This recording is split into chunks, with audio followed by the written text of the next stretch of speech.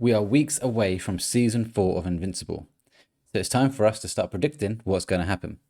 Will there be major deaths? And when will Omni Man return? Let's find out on the Late Night Movie Podcast.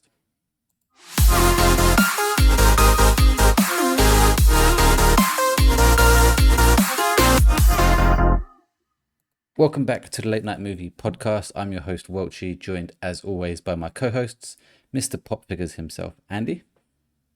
Hello, guys. Happy to be back. And yeah, can't wait to start building up the hype for season 4 of Invincible. Really looking forward to it. And Mr. No. Oh, actually, no, that is right. Mr. 10 out of 10. I knew there was a reason why I said that. Yeah. Mr. 10 out of 10, Stephen. Hello, guys. It's lovely to be back. I still get really upset when I'm not called the resident horror expert, but I'm now not going to give any more 10s for the rest of the year now, just so I can stop calling this nickname. Yeah, looking forward to talking about all things Invincible, and yeah, I can't believe that we're a few weeks away from Invincible season 4. It feels like we've been hyped up about this for ages, and for me, this is like the first season I'm watching that when it actually goes out, I'll be on the train, so I'm buzzing for it. Yeah, so we reviewed this. Well, we reviewed season 3 midway through last year once Stephen had caught up and did our review there. We also did one of these prediction episodes for Stranger Things. We really enjoyed doing that. So we're doing it again for Invincible. We might do one for the boys if you catch up in time. I don't think I'm going to. You need to catch up, man. Not in time. I think I'll probably catch up like as it's starting. Yeah. Yeah. And any other thing that we kind of in a TV show that we want to watch, and we'll watch. We should have done one for Paradise. Paradise, yeah, I did think that, but that's a really tough show to predict right now. Yeah, I guess so. But either way, we're all watching Invincible, and we're all very excited for it. So it makes sense for us all to jump on and make some predictions. First of all, I guess how good season 3 ended. Are we expecting this season to live up to the hype is the main question, because I think we're all kind of in agreement here that season 1 fantastic, particularly the ends of those shows, beginning and the end. Yeah. Season 2 was good or great, but didn't quite live up to that season 1. Apart from the last episode of season 2 for me, was like all their finales. Most shows to have good finales. Yeah, but the overall season was good. Yeah, and then season 3 was just a different level compared to the other 2, in my opinion. Yeah. Most episodes in there were 9s or 10s out of 10s. I think apart from one episode, the rest of them were just unbelievable. And like I think I was saying to one of my other friends who's rewatching Invincible, for me, like season 3, episode 2, and the season 3 finale are 2 of like the best episodes, not just of Invincible, but like 2 of the best episodes of TV that I've ever seen. And particularly episode 2, when it goes down a level that I didn't think they were going to do, that kind of fight process. I was like, this is utterly like sensational. And don't forget that IGN gave the final episode like a 5 out of 10.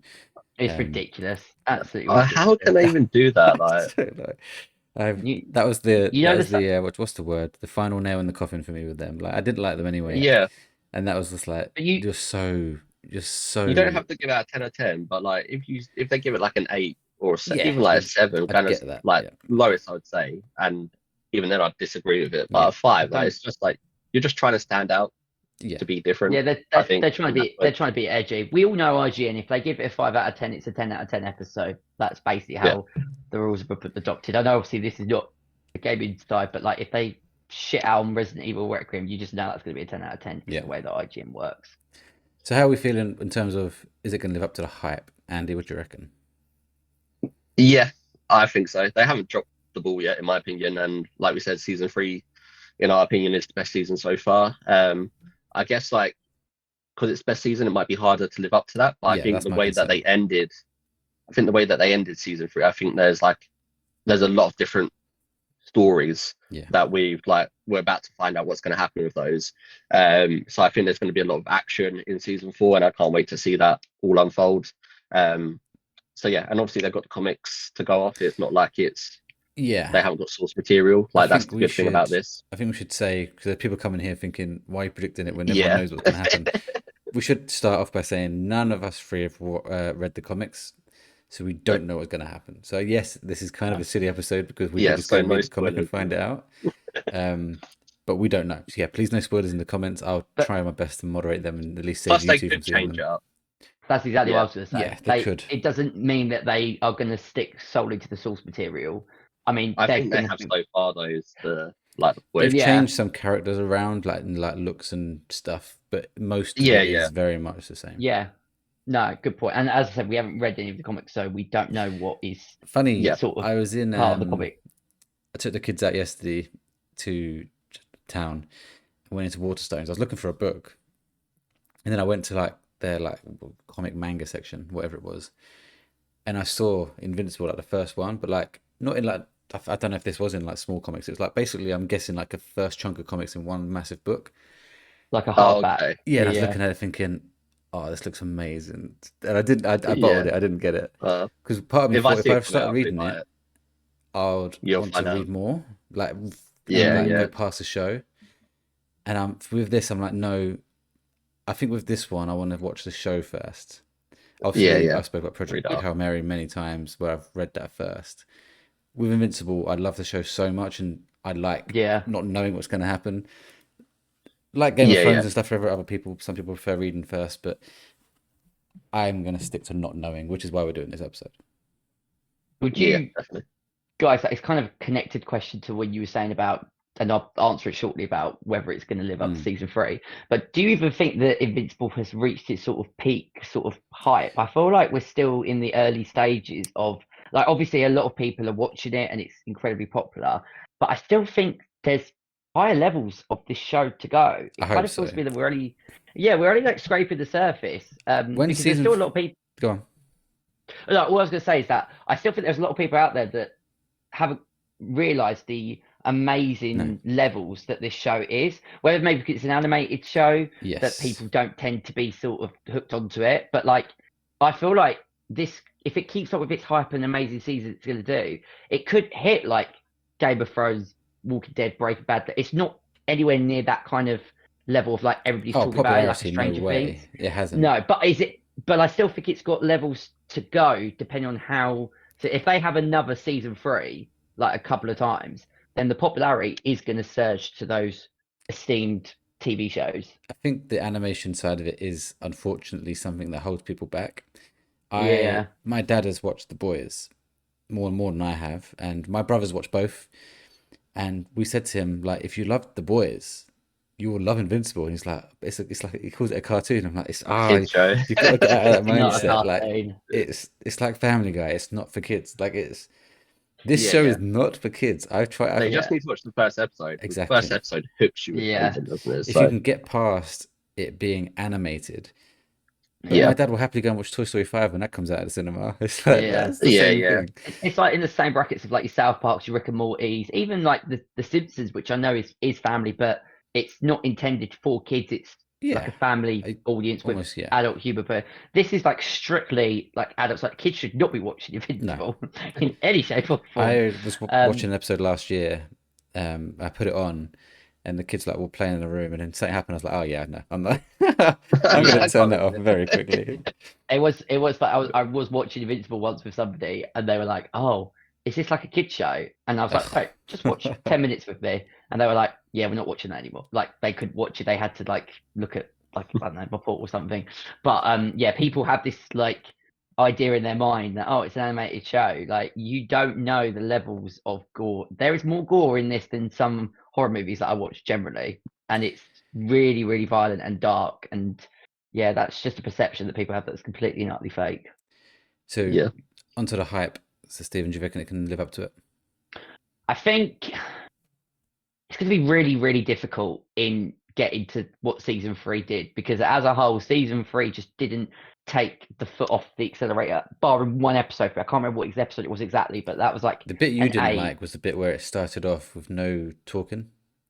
Oh yeah, I loved that. I found that. Yeah, I found it just a bit of a different vibe to everything else that was coming, but a bit like Stranger Things in a way that I compared that. Like season 4 was incredible, Yeah. and season 5 was good, but didn't quite hit the mark. And I feel like Invincible's going to be the same, just because I don't know how they continue that unless they do. I'm It's a not bit saying different, though, The difference here is Stranger that this Things isn't was last ending. season. Yeah, this isn't Yeah. ending. This is yeah, this is another there's more after this. There's 5 or 6 or 7. Yeah, I don't know personally.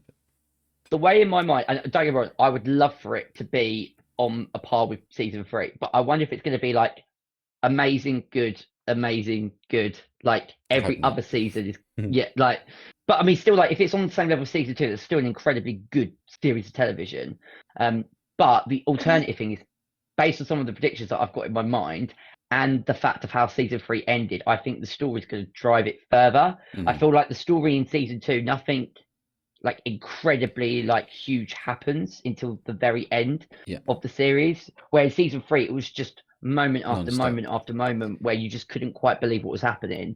I do think the trailers made it pretty clear that we're definitely heading towards this big war with the Viltrumites. Yeah, that's so what that's going to be a big focus. thinking. Obviously, there's in the trailer there's the dinosaurs that come.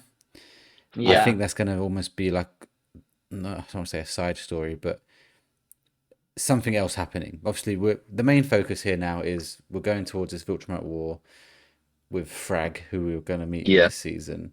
Yeah. We might not even get that in this season though. Well, he's in the trailer. Yeah, I might tease like, okay, we'll definitely see him. Let's move to my next question. The actual war itself. Oh no, okay. So my next question is Thragg. Yes. When do we see him?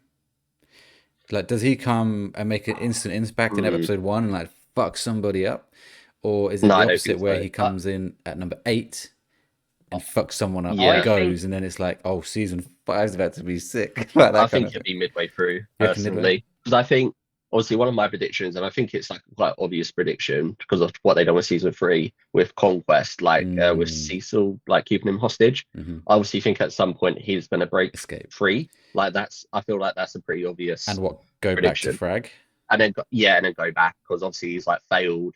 Whether Conquest then gets like he might maybe he kills Conquest, kill him on the spot, like and that would be pretty sick. That'd be a good way to show us how strong Thragg is if he can like wipe just him like out. Do you know what I think they might do?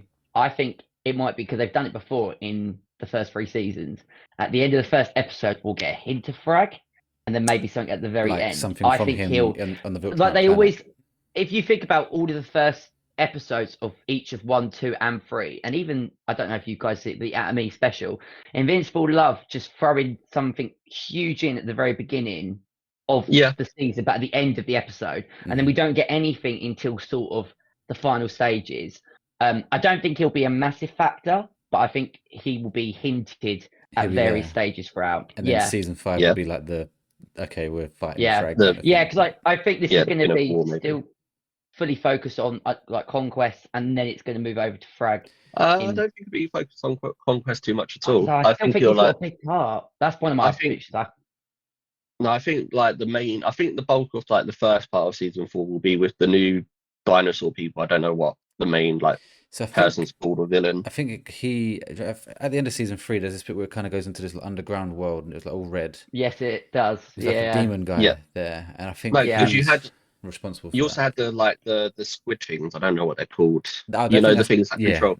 Because that's off a different planet, so I don't think they're the dinosaurs. No, I think that's separate. I think they're like 2 different stories that we're going to get like part of the first part of season 4, and then I think like at some point you see Conquest break through, and that's when we get the second part of season 4 where you will start to see Thragg. Yeah, and obviously we still got that leads me then into Omni-Man and Alien the Alien. We've seen in the trailer they are returning. We've seen the trailer. Yeah. So at this point, they can return at any point now because they've kind of ruined that surprise for us. Like, when? Because again, I could see that happening. I could see that happening at any point. Not the end. I think it's either beginning or middle.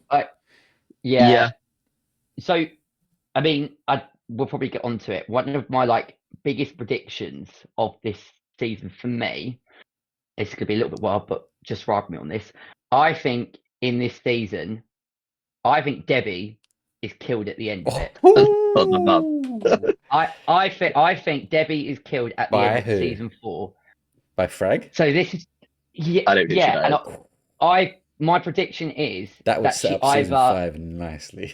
It would, and my other thought was so obviously Omni-Man is going to be reunited with Debbie.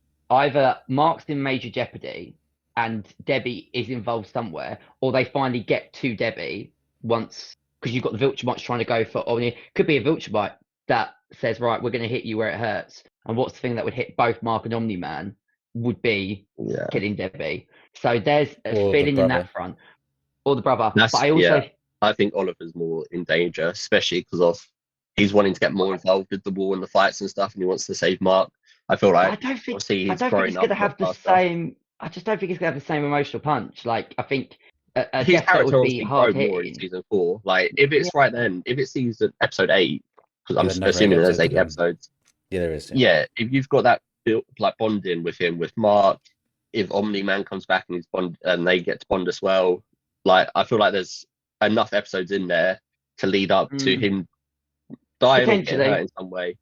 I don't think Debbie will die because like there's not a lot of humans in it, and I think they'd want to keep her around just for that sake. But my also other sort of thing with when we go to major battle, I also think, and as much as I love him and I don't want it to happen, I think Alan the Alien might be in trouble. Nah, no, it's too strong. No, he's a fan favorite. Yeah. I'm going bold. I'm killing off a fan favorite. What about set up the they're not next scared season. to do it? But... Okay, so major deaths then. So you're saying Debbie and maybe Alan the Alien. If they don't kill off Debbie, for me it will be Alan the Alien, because the other thing I'm thinking is we're going to such a huge battle, there has to be major consequences. And I just up feel to like this point, Alan's going to be there for the war. Yeah, I think so too. But will He's the with war Omni, start? man, like... But the war might start at the end of the season.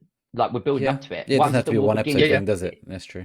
Like, and it might maybe the war starts and we have the cliffhanger where one of them is in jeopardy, someone dies, and then you've got to wait to season 5, and season 5 kick starts the midpoint of this set battle. That's kind of where I feel like we're going to venture to.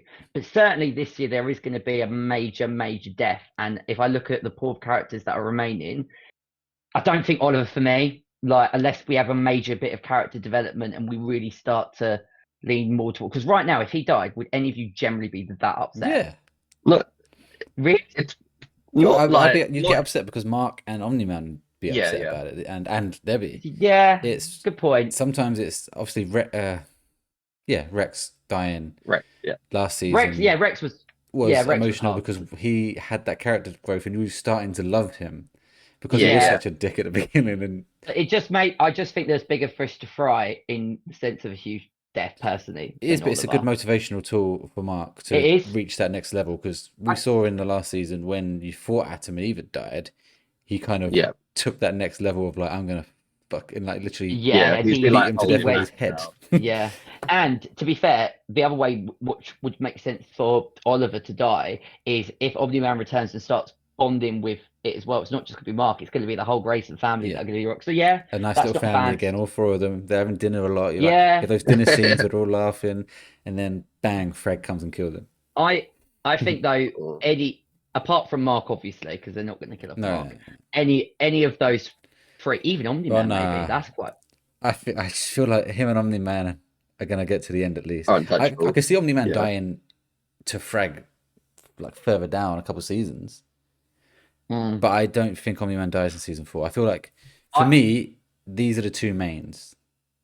Yeah, for sure. Now on the good side, I know Omni-Man wasn't. But I mean, I just think there's going to be a shock somewhere, and I just think like that Grayson household, one of them is not making out this season. So Andy, what's your big death? Yeah, I think a big death is going to come, definitely. I'll be stunned if we don't get that. I feel like there could be a big death. I don't know who I'd lean towards, because they've still got like it could be Atom Eve, like she could actually die. I don't think she will. That though. Well, that's the. I always feel like if you've threatened it, and pulled it back, it's like it's like, I don't think they will do it. I'm just saying, like there are other characters where if they die, it still hit. Like even where was sort of Duplicate at the end of season 3 and in more? If she died, I would not give a fuck. Like I don't like Immortal and Duplicate. I don't think they're big enough characters for them to kill off and class that as a main character died. I could see more if they want to play the season safe until they get to the actual war itself. For me, more because you're starting to see that relationship with Robot and the girl that grows big. I can't remember her name. Yes. They're starting to get that relationship, so maybe that continues. But then it's like that's the same as Rexplode and. Yeah, I don't think they can keep doing. I don't think they're going to go. Not even get any crazy deaths. Like we might get just people getting hurt. Definitely from, not guaranteed. I think. I I You could think have a season Conquest without. definitely dies. Yeah, I Like, fully agree. on the Conquest will bad side. die Yeah. properly See, this I time. don't. Yeah. Well, probably, the yeah. only way he would is Thragg. if, but as we said earlier in the Yeah. podcast, yeah, Or Thragg is the He only might one. get his rematch. He might get his rematch with Mark. He might go back to Thragg. And Thragg says He you go and forgives finish the him. job, Mm, Yeah. You kill you. He's like, you either go kill Mark or I or I kill kill you. you. Yeah. I could If he I says could Yeah. see that like, exact line. yeah. I also my other prediction regarding Eve, I actually think Mark and Eve break up in this season at some point. I think their No. relationship No, gets See, no, I know no. something. Push. I It's do know gonna go. one thing that happens with them, so I can't go into that. I know. Okay. So at the end I of don't think season 3, you see something happen to Eve's clothes on the floor. They're like melting. Do you remember that? Yeah. And then you see in the trailer her powers aren't working properly. Okay. So I unless they've changed it, I had it spoiled for me what that is about. So I'm not going to Okay. predict that, but I will happily let you two predict, and I won't react. See, I don't know if So that's you like kind the of case think or not. they're the breakup. I just Definitely not. God, I do. No. No, I I just think don't think they'll break up. Like they've had that sort of They've had the whole on and off type thing. They've finally got together. Like that's just going to keep growing, and especially with Atom, Or- Eve, surviving and like what they both of them having survived. those moments where they've almost died. Yeah, Like agreed. and her getting more powers and stuff. Like they're just going to grow in the next season together. do you know what? Maybe not, because they could do it again where they grow, and then you think, oh, like we put Eve in jeopardy, but actually, like we wouldn't believe it, and they actually do kill her off this time because that would really hit Mark. Yeah, I'm not It saying it made me cry wouldn't last time when they hit. did They've it just in got to do season it 3. properly to make it hit. I don't What know. I about- just what's his ex think that called? there's gonna be. Sorry. What's his ex-girlfriend called? Oh, oh my God, what's her name? I can't even I remember. can't remember her name. But what about her? I Because can hear it. she's kind of left It's the just hear scene fucking a it. bit. awesome. But you could Yeah, all I can hear bring him her say straight it. back in. Who's she dating? Isn't she dating Amber. someone else? Amber, you're right. Is it Yeah. Amber? Amber. Yeah. She's dating just a normal student, I think, isn't she?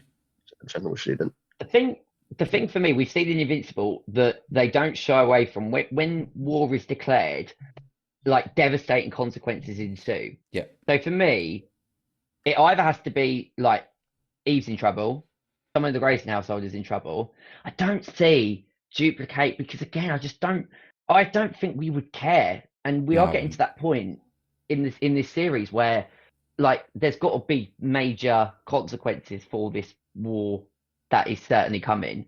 So I just see it more going down that route. They might just skirt with the idea of people being hurt rather than killed. We've also got the other side story here of I'm forgetting his name now. This is not very good of me. The guy from Paradise, Andy, the main guy. Yep. What's his name in this? The evil guy who had the brain and I know who you mean. God, his name's bugging me. Yeah, it's something really like we should know it. Season 2. The guy that brings all the other Invincibles in. Angstrom Levy. Yeah. Oh, I knew who you meant. He's still alive, and he's obviously working with those alien things who are helping him, but they seem to have like taken a yeah, turn but on they him, turn, and they're you know? controlling him, kind of thing. Like, yes. so we've got to Oh, see yeah, I how forgot that about plays that. out. Yeah. So so many different little storylines here going on, and every season, by the way, Earthquake Man, or whatever they call him, gets stronger and stronger. And this season, it started off with him, and he basically captured every. Yeah, he basically captured every superhero underground. He's got a return, Dr. right? Seismic Again. or something. Dr. Seismic, yes, you're right, Yeah. Seismic, yeah, something. Do you think Cecil will be all right this season? Cecil's okay, or could Cecil? Because I'll tell you what, if they got rid of Cecil, that would hurt. I love Cecil. I don't think they will kill him. Again, like they only have a couple of humans. He's one of them, and Debbie's like the other one. I think if anyone's going to die, it'll be The robot guy. Debbie. the side man. Yeah. The robot guy, his mate. Yeah, what's his name now? The clone? But they already did that. Well, he's died 100 times, hasn't he? Yeah, he's died loads, obviously, but like finished off properly. Yeah. Can't be. Again, it'd be a little bit like I like his character, but I quite like his character. Like, yeah, I'm not saying I dislike. I just think that there's going to be an emotional punch to the series. His name's Donald.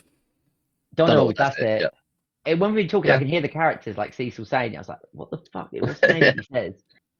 I think people will be upset if Donald die because he's been in it from the beginning. He's had his moments.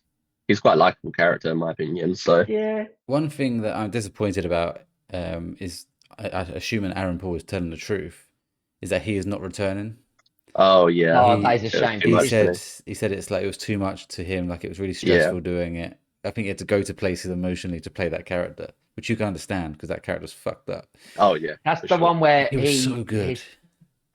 his daughter gets killed in His the niece, his sister and his niece, I think, got killed originally they in get the original burned. fight, Yes, and then he accidentally kills his wife and kid. yes, Or just wife? yeah. That No, it's wife and kid, I think, isn't it? I think it's both of them. Yeah, it's Because definitely his he's wife. like really Yeah. mad that. Yeah. Yeah. yeah, because he regret like Mark doesn't like help, and he wants to get vengeance against it. Yeah. He was brilliant, and that was one of the standout Episodes, that was episodes unbelievable. in Yeah. season 3. Yeah, so that's a shame. We've also Obviously, got though- the robot. You know, there's so many robots, but like the robot guy who's got that kind of like cool voice, who's like in charge of that little gang of evil villains. Oh, Zachary Quinto's character. Yeah, I can't remember that. Yes. I'm rubbish with names. This is a bad example, but you know, there was the massive dragon thing that happened. Yeah. And but then that robot guy took charge of that kind of. I'm calling him a gang. I know what you mean. Yeah. That's got to happen again. How are they going to be involved in this? Yeah. Are they, at the end of the day, Viltrumites want to take over Earth. So eventually, maybe not this season, but are we going to get these guys team up with Invincible Mm. to take on the Or- Viltrumites? Or do they team up with Yeah. the Viltrumites and Or- say, Yeah. It's tricky. Joe, what go on.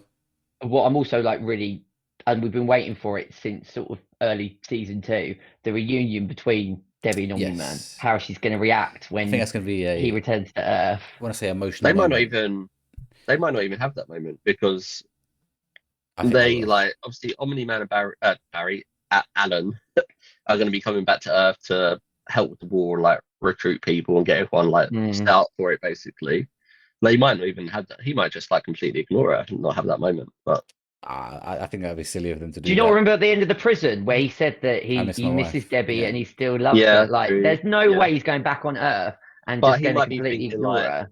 if he gets that like emotional connection with her again, then he can't fully focus on the war. Whereas if he doesn't, I know what you then he mean, can be fully focused.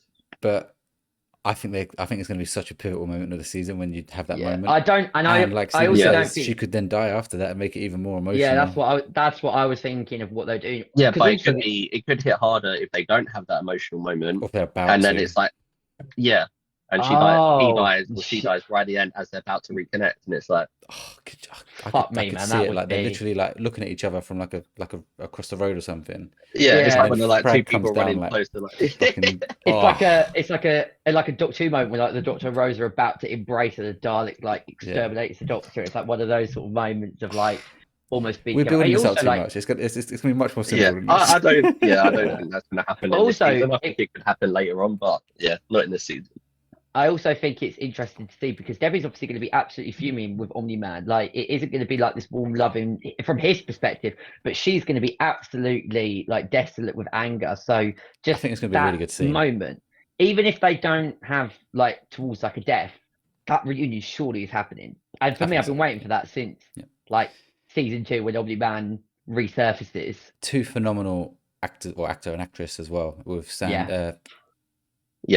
J.K. Simmons Sandra and Oh and J.K. Sandra Oh. Simmons. Yeah. They're unbelievable. So we've seen J.K. Simmons recently in Whiplash, obviously on the podcast again recently, and I've seen her in Grey's Anatomy and stuff. They're the two characters that could have that kind of argument, kind of big chat. I can literally hear it now. It's gonna be so good.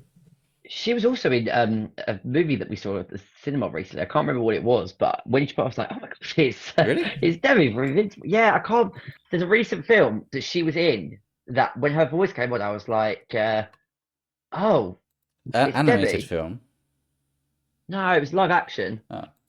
But it was a recent, either came out this year or last year. Can't quite remember what it was, but anyway, digressing on that front. I It's wonder also at mad. some point if Debbie could actually get superpowers as well at some point. because the I've whole got another family bold got prediction. superpowers. Uh, I don't know if they go down that route in this, but what make that you'd be getting into like the boys level there, where you're making superheroes, yeah, true. which, as far as we're aware, is not what's happened in Invincible. It's just genuine, No, especially like Mark's side is explained yeah, because they come from a different planet, but Oh, we don't really know how superheroes have become heroes. Like yeah, true. Well, it's what's his just name? God, the name's just really escaping me today. The guy that's got a just really name like he can't die but always dies. the Immortal Man. Immortal. Immortal. I love how you got it from that description. Yeah. And just as a side note, Sandra Oh was in The Good Fortune, so that comedy film with Keanu Reeves. She plays like the Oh. leader of the Yeah. Angel, and I was like, oh, it's her. And also, you mentioned about Aaron Paul. It's mad because bear in mind that they're just going in and doing voice recording. So the fact that it hit him as hard, and he's not even acting Yeah. it, he's just doing the voice, just shows you the sort of level of performance that you have to put in from a voice perspective, which is probably even harder than doing it in a live action capacity at times. Mhm. Yeah, it would have been cool if they didn't already do the side story with Donald, if Debbie actually died at some point, or like at some point during season And they 4, made her a and robot. Cecil's the only one that knows, and he turns her into a robot, and we find out like season 5, season 6 that it's not been her this entire time, and it's like, oh, fuck. They I could, don't think or they they, can do that again though. but they could still do the fact of her dying and then her popping back in later seasons through that very way. But like we think that she's dead for a number of seasons, but then she comes back. Yeah. Yeah, I just don't think Potentially. they'll do it again if we Yeah. find out that she is just a No, robot. I mean like she dies as a human, but he has a way of like bringing her back and saving her in that sort of Yeah, capacity. that's what I mean. But they won't go down that route again, I don't think, because everyone knows Donald. And True. it depends how she dies. Like Donald was salvageable. Thragg, Yeah. Thragg or whoever kills her could make sure that she is not salvageable. Yeah. Obviously, I think she's safe anyway. I don't think she Yeah. dies, but I think she's on the edge for me. I think she dies at some point in Invincible's TV show. that's just too obvious. I feel like I know. I've put the idea of Welchy's mind, and Yeah, now he's I like wavering. it, Like, 'cause oh, it could. I feel like Mark always takes those steps up when something happens. Like Yes. he's always, I feel like Yeah, he hasn't reached I his do potential agree yet. with We you. know that he hasn't reached his potential yet, and No. he just needs that. He as Omni-Man said to him, like, just let go of the humans. Like, you're better than them. Yeah. They're like pets to me. Mark just can't let go of that mentality He- of like, I love her, which is a good thing for But the- humans. Yeah. But the he needs to amazing just thing like about let go. this level of storytelling is that by the end of season 3, Omni-Man has now completely changed Turn his the other stance way, yeah. because Well, he doesn't he look says like that. that in that. Yeah, but I feel like, and for me, why I feel like there's going to be a big death in the Grace household. I feel like this season is going to fully focus on that family dynamic. It's going to be real at the center, which is why you're going to get Omni-Man reunited with Debbie. And it just, before this war starts, there has to be something that pushes Mark. And I can't think of any other reason as if something is taken from that household, because it's a secure unit right now. I don't think it's going to be secure by the end of it. The other thing would be his friend that he had at school and is now Yeah. at uni. Yeah. His best friend, That is essentially. Yeah, Not that as would hurt. impactful for us, but would be for him. But then it's not really a motivator for Omni-Man and stuff like that. So I don't know. But No, obviously we still have to have Battle Beast come back at some point. Yeah. I think he was in the trailer, Yeah. actually. He's unbelievably strong, but will he be the one to die? Do you show Thragg's strength by killing off someone like that? Someone who you think is unbeatable? I don't know. yeah. We need to obviously have a break and then go on to what we've been watching, but any final predictions that you haven't been able to talk about yet?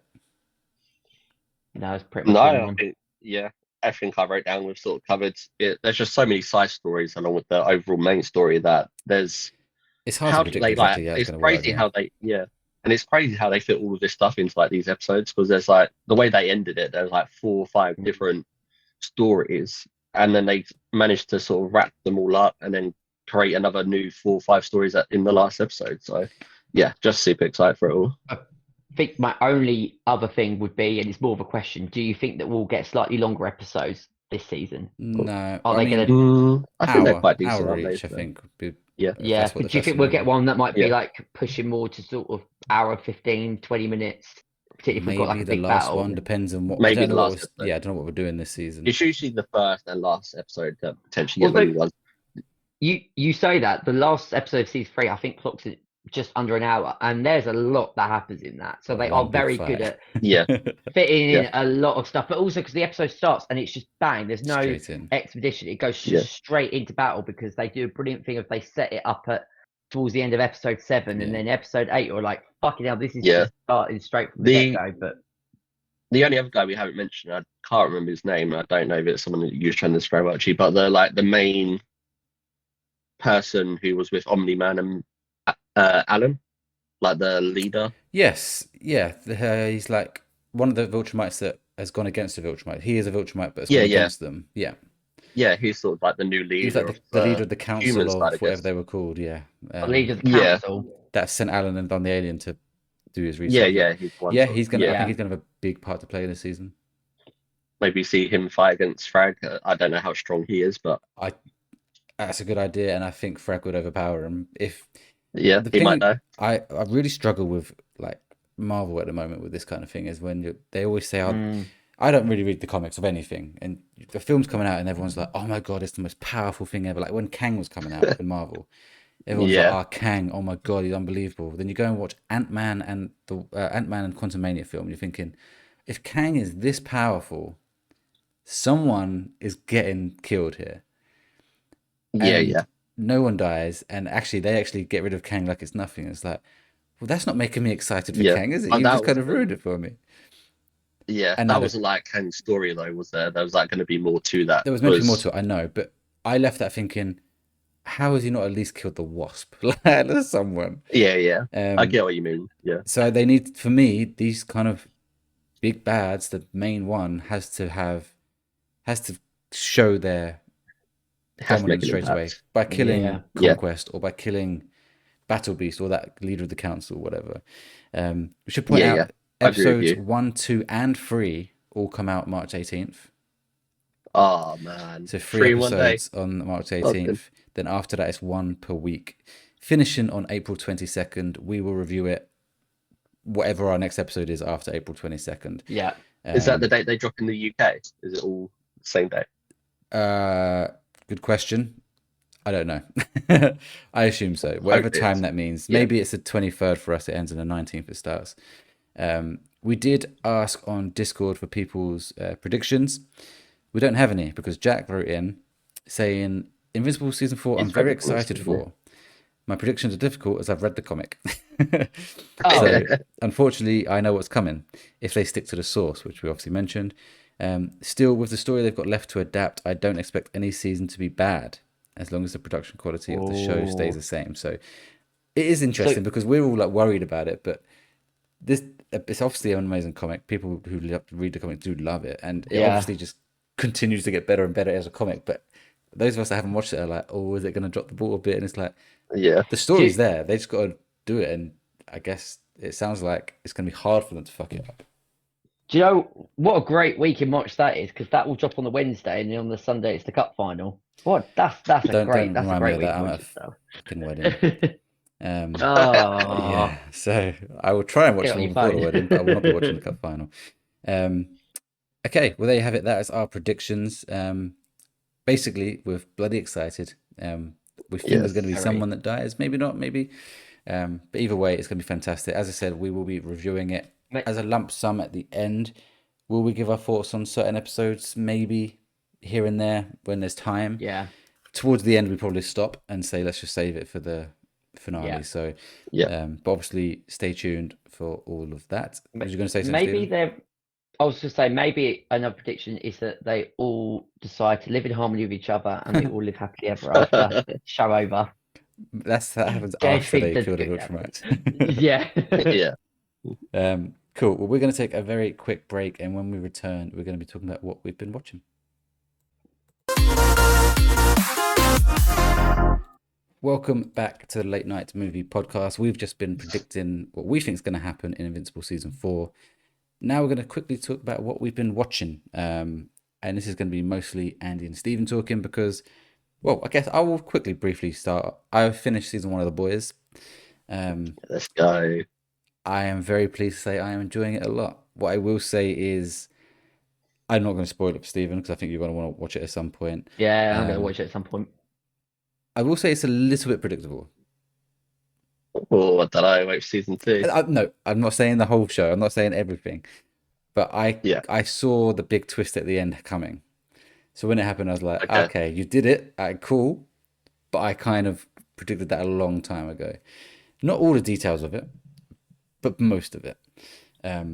But it is good. And even if things are predictable, like the main twist, everything else around it is really, really good. Yeah, there's a lot of stuff. It just But gets more fucked up as you go yeah, further. I do prefer Invincible so far. If I had to compare season 1 to season 1, I am leaning towards Invincible. Hopefully, the boys can improve. I do like that it's live action. It does help. I can't lie, it does Yeah, help.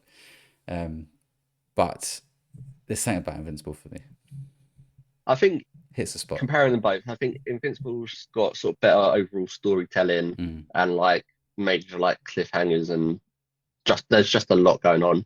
Whereas I think with the boys, it's more fucked up, twisted, especially as it goes on. Because like, I remember I watched the start of season 2, and I was like, what the fuck? This is some creepy fucking weird shit, man. And then you watch the start of season 3 and you think, how the fuck have they topped that weird start to season 2?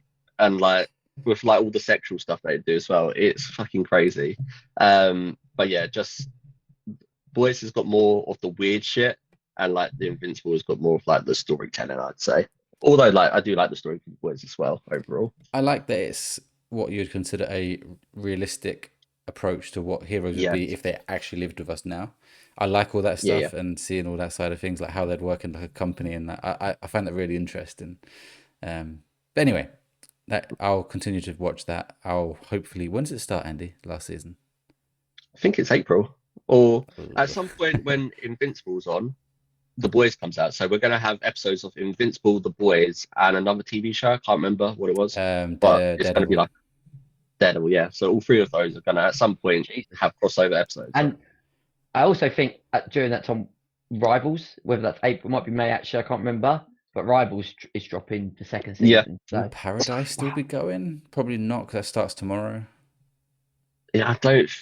Maybe that'll clash with the start of Invincible in terms of episodes if they do one weekly and there's like Yeah, 8 episodes, and then that'll go towards the end of March. but But not The Boys. yeah, and then yeah, obviously for me we've got like um House of Dragon. House of Dragons starting at some point as well. So yeah, we've got a lot of stuff coming out.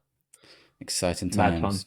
In terms of movies, I've not been to the movies recently. I'm going this week to watch Cold Storage, but you two have been to see a couple of movies. We'll start with The Whistle, a new horror movie. I'm going to get some stats up, but before that, I think Andy, you watched it first, didn't you? Like a couple of weeks ago. Yeah, yeah, Did you yeah. give I your definitely thoughts watched it last week, or first. did we say we're going to save it for this I week? don't think. I think we said we save it Yeah, because until Stephen was Stephen. planning Yeah. to watch it, so we'd both talk about it. I Um, don't want to spoil anything.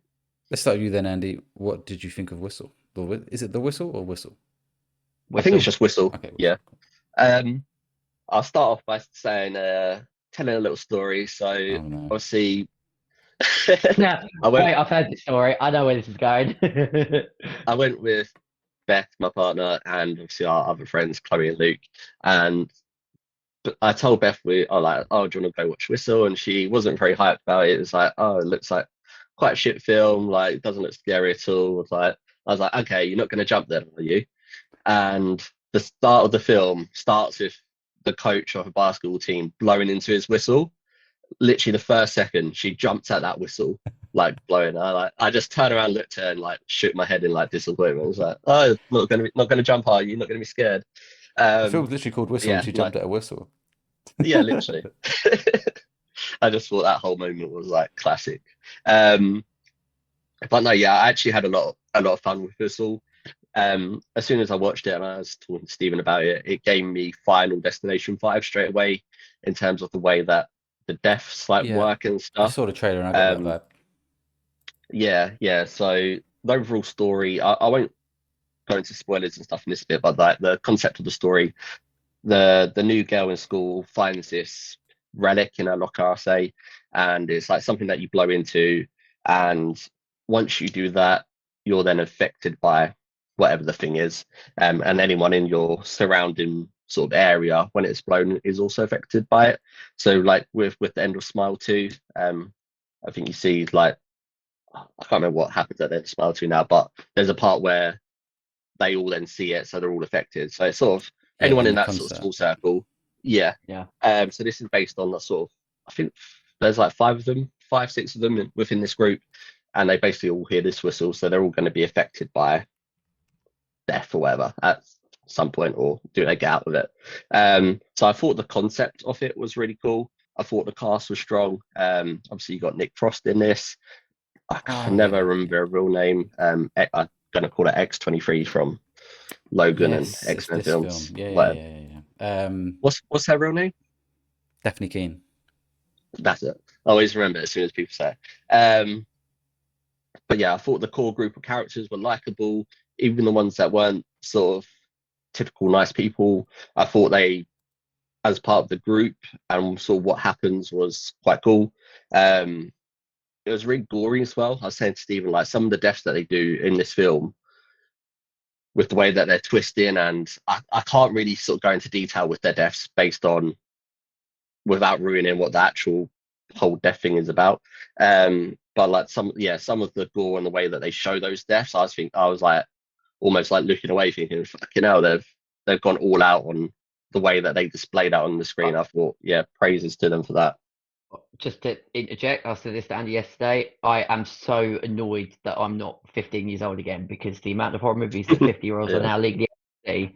Like, what a treat! What a treat in some of the horror movies that you get to watch on the big screen. Because like 10 years ago, there is no way this movie's 15. It's mental.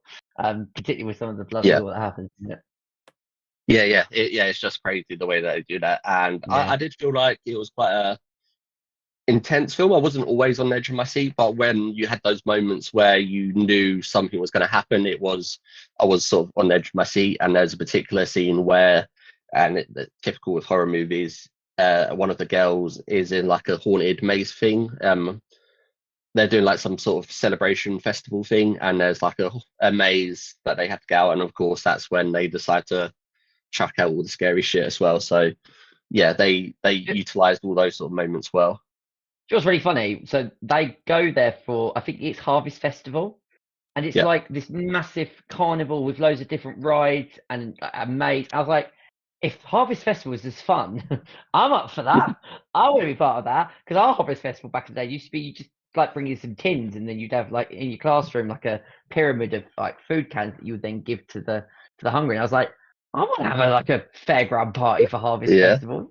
Sick. It did look more like a Halloween like Yeah, I theme was park thinking. festival thing. Not theme park, but yeah, it did look more like a Halloween sort of festival thing, which would make sense with a horror movie. But yeah, it was a harvest festival. But yeah, no, I actually had a lot of fun with this film. I'd recommend people to go watch it. Like I say, all the characters were cool, and obviously not everyone survives in the film. So the people that do die in their deaths, the way that they die and the way that they show it on screen was creative. But yeah, so if you're a big fan of Final Destination, big fan of horror, then this is going to be right up your alley. Yeah, I won't say too much more because I don't want to spoil the film. But yeah, I really enjoyed it. I gave it a 3.5 on Letterboxd, I think. So I'd probably give this a 7.5 out of 10. 7.5. Solid. Yeah, and there's possibility of a sequel. So Better than I'd Wuthering be Heights. yeah, for me, I would say so. Cool. Before we get to your thoughts, Stephen, do you guys know how it's performed, like critic-wise? Was it in like 70s or I something? think it's like 74, 75. If it was, it's gone down. Oh, okay. It's Was it in now 60s? 61. Oh, wow. So if it was if someone would have picked it in our game, it would have got you 1 point. Audience score of 55. Really? Wow. Yeah, and Wow. the letterbox is 2.5, so they're all around that middling Oh average my God. rating. I'm Wow. surprised by that. Like critics wise, I can understand, but I thought the audience score you was going to say like mid 70s, early 80s. Yeah, that's what I was thinking. I'm trying to find the Maybe because Final budget. Destination, maybe because Bloodlines, the way that went and the Yeah. levels they set with that and the storytelling, especially with that intro scene, maybe that's taken these sort of films up to a higher level. Yeah. So maybe it hit the 'Cause moment on that. But I said to Andy yesterday when I was driving us home from watching The Moment, which we'll get onto, that because it's just beauted by Black Bear, who've done sort of Monkey and Long Legs, and that other one, Keeper. and then Shelter apparently, which is weird that they were distributing that. But they're on quite a good run, but based on those scores, they would consider that not being particularly successful. So maybe we won't get a sequel. So, not able to find a budget on here. No mention of a budget, which Okay. I'm finding a lot more recently, like a lot more withheld budgets. It's Yeah, maybe they didn't do so well. they But would have spent a fair bit of money because there was a number of different locations, and some of the set designs, particularly the fairground, would have cost a fair few quid. So I imagine that it's low budget, but not massively low budget. So it came out 13th of Feb in the UK, but it's been out since the 6th of Feb in the US, sorry. It has Yeah. not done well at the box office. oh No? no. It has a total of just under 2.5 million Really? That is in crazy. almost 3 weeks, just over 2 Yeah. weeks. They would I'm consider surprised that they a wouldn't bit score. low. Yeah. Depends on the budget. And 100k budget, they've smashed it. I doubt Yeah. it. They've got They Nick would have Frost spent here, way I more doubt than it that. because they had obviously Daphne Keane and Nick Frost in this as well. Like they're the two main characters I recognised. Yeah, I Yeah. imagine the budget was a decent amount for this. But yeah, I'm surprised it's done that badly. Like I thought audience wise it was going to score well and do well, but yeah, obviously not. Yeah, it's not done terrifically. I can't. I know It'll you be said in- there's a chance of a sequel. I don't think so. No, yeah. Obviously that is Yeah. based on how well Yeah. the first film does financially as well. But So, Stephen, your thoughts on this? Because when I watched the trailer, I Mm. got "Talk to Me" vibes. Is Yeah. that completely wrong or right? So, well, quickly before I do that, I have also got quite a funny story. So I went to see it on Thursday, but I had to have a blood pressure monitor fitted for 24 hours. First, I had to ask them to make sure that it didn't go off like crazy because I had Whistle booked in for the night. So I put it on at 4 and I went for an 8 o'clock showing, and it's now out of cinemas.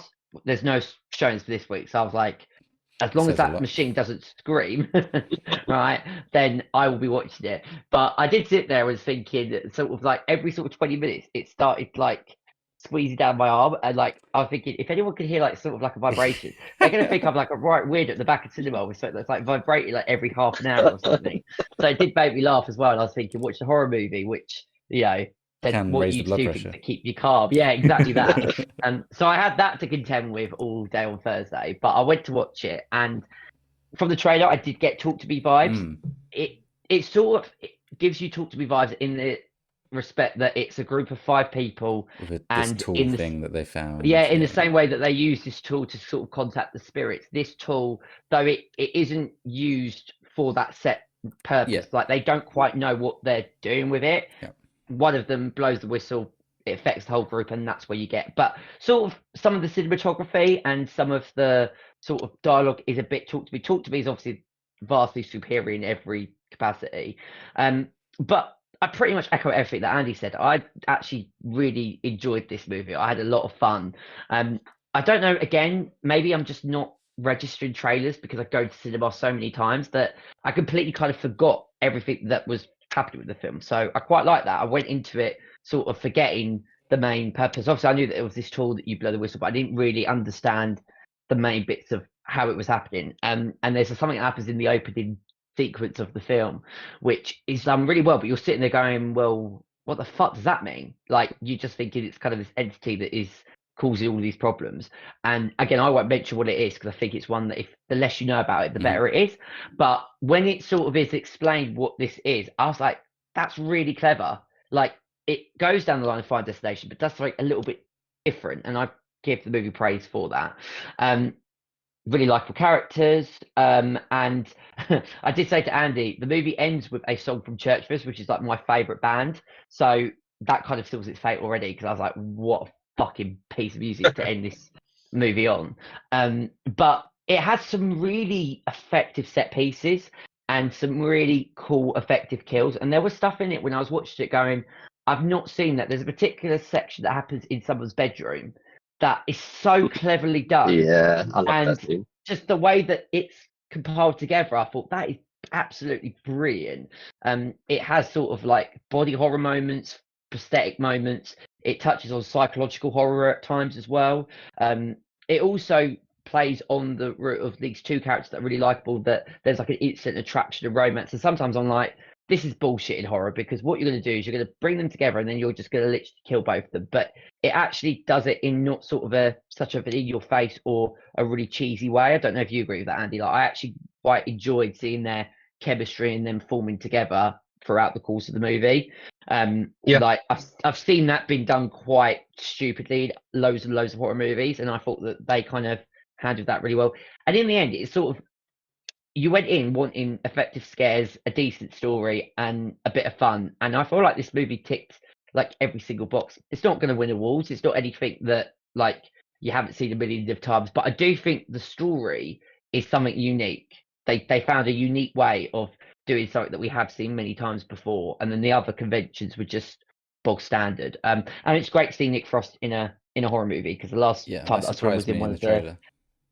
Yeah, he was Yeah. in he was in Other than Shaun of the Dead, Edgar obviously. Wright. You know, when I spoke about like Planet Terror and Death Proof, which is like the Grindhouse, and then these directors did like these fake trailers, which is how the horror movie Thanksgiving was then born. Nick Frost was in Edgar Wright's fake trailer called Don't, where he plays like this crazed child like chained up, and that's the only other horror movie type thing that I've seen him in. And his character, even though this movie wouldn't say it's funny, but the only times I did laugh is when Nick Frost's on screen, because he plays like this teacher that like he gives like 8 detentions in like his first scene, and then they like keep talking, and then he'll sit there and he'll go, right, that's 3 hours, 4 hours, should we keep going? But it's just Nick Frost. He has a genuine sort of generally quite good comedic aspect of it. So yeah, I'm stunned at how poorly it is done, because I think that it's a better horror movie than what critics and audience members are giving it credit for. So what score would you give it? I'll go exactly same as Andy, 7.5 out of 10. Okay. Not a 10, Stephen. Not that 10. I was, to be fair, I was leaning originally towards an 8, but apart from the actual story base of it, a lot of it is stuff that I've seen before, so I feel like it sits more comfortably at 7.5. Okay, we've got about 5 minutes left, so not long, but you've both seen The Moment as well, which is Charlie XCX's mockumentary, I think they're calling it. It's Yeah, like it is when me and Stephen go out at the end of the film, it's like not quite sure what that actually is, because it's a fictional mockumentary. yeah. So Like when The Office. The Office is a mockumentary. When I went into it, I was firstly thinking it was an actual documentary showcasing Charlie XCX's rise to the Brat Tour, and then halfway through watching it, thinking it's just like aspects of it that are real that have just been dramatized. And then the complete movie is an absolute work of fiction. There's obviously bits that are probably inspired by real things, but it's Charlie XX playing a very dramatization version of herself. It's got Neil's dad from The Betweeners in it, and that bit I was like, oh yeah, this is definitely a documentary. Neil's dad. Yeah, so because they do a whole sort of subplot where apparently like this bank account created a Brat credit card, and I was sitting there thinking, I don't remember like that ever happening. And then like it gets shut down, and they have to give loads of free tickets out, and then they said that the Brat movie concert is on Amazon, and I did say that's like, I don't remember ever seeing that, and maybe it did. Like it really confused me in terms of what was real, what isn't. But it's basically like, like This Is Spinal Tap. It is just a complete work of fiction. And Charlie XCX did it because she was actually offered the chance to do a Brat concert movie, and she went, absolutely not, we're not doing that. So they then combined with A24, because it's an A24 film. A24 behind this one. And because the way that it starts with like they've had to change some names for legal purposes, and they can't say some bits. So again, I was thinking, oh shit, this is actually a proper documentary. So yeah, definitely a documentary movie. The Rotten Tomatoes for it is 65. Better than The Whistle. Better than The Whistle, but the audience is 76. Yeah. And this Letterboxd is at 3.5. So that's a solid score on Letterboxd. Yeah. Box office. I haven't looked at the budget yet, but box office is weird. They've only got domestic, so they've only got the US numbers for now. Oh, okay. And that's at 3.8, so already better than The Whistle. And that came out on the 30th of January in the States. So Yeah. 3 weeks now. But has got no international numbers, so that's going to be slightly higher. I don't know, maybe a million Yeah. from the UK or It whatever. it only came out on, was it Friday? Did it come out the 20th? I feel like I can't remember, but I feel like it only came out like its opening weekend, but like already it's got a very limited release because it's going to be a Yeah. niche audience that go to watch this. Yeah. Similar to like This Is Spinal Tap, these kind of movies, you don't anticipate like a sellout audience. I mean, in our screening there was probably 8 people, maybe. not even that. I don't think. I think there's a couple. Actually, including us, yeah, there probably was 8 people Yeah, because I think there's a couple in front of us and then another couple, sort of two pairs couples behind us somewhere. But like yeah, that literally makes no sense to me because they obviously know this is going to be sort of a niche film, or they can tell that not many people are going to book it in. And then you've got films like Cold Storage that have come out that have sort of scored quite well, and Good Luck, Have Fun, Don't Die, whatever that way is worded. mm, That's obviously scored quite well as well. They're both those films. I wanted to watch Cold Storage more, but that's been booked in for smaller screenings and it's been fully booked. So like when I've looked for yeah, Saturday, Sunday, it's been booked out like 3-4 days in advance. Whereas yeah, we went to the moment, that's a massive screening and there's yeah. 6 people in there, and it's thinking like, Do you why could you not think have switched them around? And do then you more think they was people would have booked expecting Cold like Storage. do you think they was expecting like Charlie XCX's Maybe, fans to Yeah, yeah, maybe. hasn't quite Do you worked know out what? that way? I've noticed it. This is slightly off topic, but since sort of January, it is harder to kind of get movies because there's so many movies out at the Mm. moment. So like, I still want to see Shelter, but now they've only got a couple of screenings at like midday, and yeah, there might be times where you could break away from work, but you can't keep doing that. And like, look, we've still got screenings for Housemaid and Avatar, and it's like, come on, that's been out since early December. I know that Avatar they're is going to be big. here till next December, I'm telling you. It's ridiculous because wouldn't it just surprise makes me. it really difficult. Like the Good Luck, Have Fun, Don't Die. They've only got like one screen every day, and when you go onto it, they are fully booked. Yeah, and So it's a smaller screening as well. yeah, It's like the one that's got like 4 rows for Odeon yeah. for us. So So it's not like it's one big screen where you no, might then fill the seats, but yeah, it's and always it's the smaller screenings for them. and there might be like maybe one seat at the very front, but I would not want to sit at the very front row because you're just looking up the whole time. Like, and especially like for a movie that's like 2.5 Yeah, hours, that's just not a comfortable You're right. experience. This is the storage, small screen, 5 rows. yeah, yeah, No one's booked it Yeah, yeah, yet, so I'm fine. yeah. But obviously for Odeon, yeah, like if you look on ours, it's 4 rows and it's like fully booked. You might have like a couple odd seats, but you won't find like two Two together. yeah, together, yeah. So unless you are going by yourself and you want to sit on the second or first row, yeah. you're going to struggle to book 2 people I in. I get sometimes a bit more fortunate because obviously, like me and Andy go to one that is our not local, but they're all recliners. I've got a local cinema that is even closer. So when I go by myself, it tends to be all right. But even for the one where I am like really close, it's still cold storage. I can't find Yeah. like many that Yeah. they're all sort of fully booked. But We do going need back, to wrap up, so we need to talk about what you actually thought of the movie. The moment. yeah, Yeah. all I will say is I thoroughly enjoyed this film.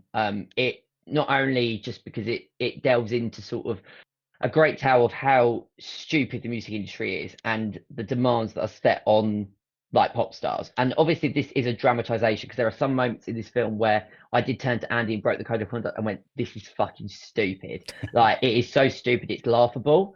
But that's kind of the point, sort of all of these different people and managers putting these unnecessary pressure and demands because they're just looking at how much money you can make me. But all this movie is hilariously funny. There's one there's one sequence where a joke Charlie XX makes, and it was just me and Andy that burst out laughing, nobody else. There's no It one was, else there, it though, wasn't was there? really a joke. It was like unintentionally funny. There's a part. This film's got Alexander Skarsgård in it. Yes. Yeah, And he plays like a film director in this. So he's the one that's filming the concert film for Charlie XCX. And he's like talking to Charlie and he's like, oh, pretend that you're interacting with fans. And he's like sort of giving examples of how to interact with them. And he goes, oh, like, where are you from? Like pretending to talk to the fans. And he replies in like a different voice, going, oh, we're from Japan. And then he's like talking to Charlie going, oh, why don't you do some poses with them? Like, why don't you go like this? And then she's like, and then she said something obviously in relation to that, obviously meaning that if she does that, it's going to look racist. Yeah, Which like, is it might obviously not be the like most appropriate way. Yeah. yeah, but obviously I like as soon as I clocked what she meant by her comment, I laughed because I was not expecting it. But it's the way, like her tone and Her the way that delivery of it, she yeah. the delivery of those She comments, and plays it there's with such. yeah, Yeah. and it's throughout the Like, whole film that she does those moments, and that's why we yeah. found it funny. See, I said to Stephen afterwards, I felt like the majority of the film, like it was just me and Stephen and like three couples, and I felt like it was just the guys laughing at all these like moments. yeah, there was one other section where it's like there's like a clip of like Peter Kay where he says something that's not really funny and someone laughs at the most weirdest time. A fan comes up to Charlie XX and goes, "I loved your rap album. It stopped me killing myself." And no word of a lie, the only person that laughed was like this girl at the very back, and she like wowed out laughing. And I was sitting there thinking, that's not even really a funny bit of the movie. Yeah, that bit wasn't even Why funny at all. why are you laughing yeah. like, and not just laughing, like hysterically laughing like a hyena? And Yeah. I'm glad Andy explained that, because I didn't want to explain that and also sound like I was coming across really racist. Yeah. So you did a much better job than I would have. But generally, it was moments like that. There's also another sequence where she goes into sort of having like this fully facial with this woman, and the way that this woman like talks to Charlie XCX, and Charlie XCX is just having like absolutely none of it. And like she walks out, and what gender is it? Is it Kylie Jenner. Kylie. And then so Kylie Jenner makes a cameo in the movie, and then he's talking about how amazing this like person is, and just that, you know, she's going to keep being relevant and contemporary. And then the very next scene, Charlie XX calls up this director who she absolutely hated throughout the entirety of the film, and then goes, "Keep him. Like, we'll stay relevant. We need this guy." Yeah, basically, like, so Charlie's got someone that she works with that she likes called Celeste, and she's like the creative director, and that's who she wants in control.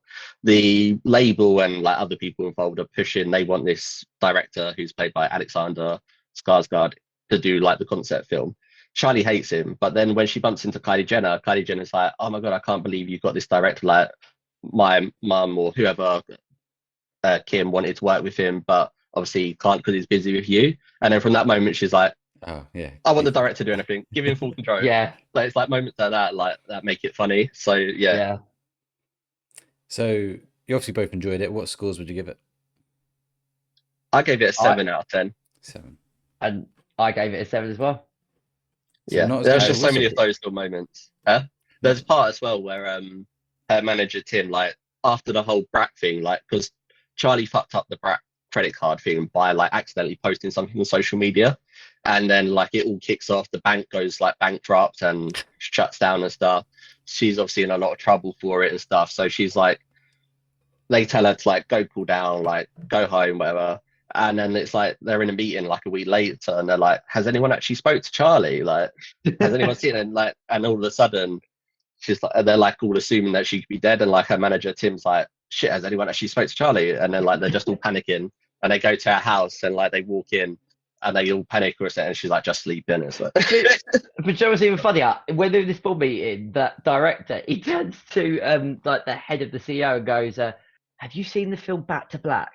Because that made an absolute killing." So obviously he's already thinking of like, yeah, Charlie, he's like but he asking also, like, do we have full control over all the footage that we already shot? and then he also throws out and goes, "Well, it would be terrible, but we would certainly do really well. We could do like a tribute to a passing."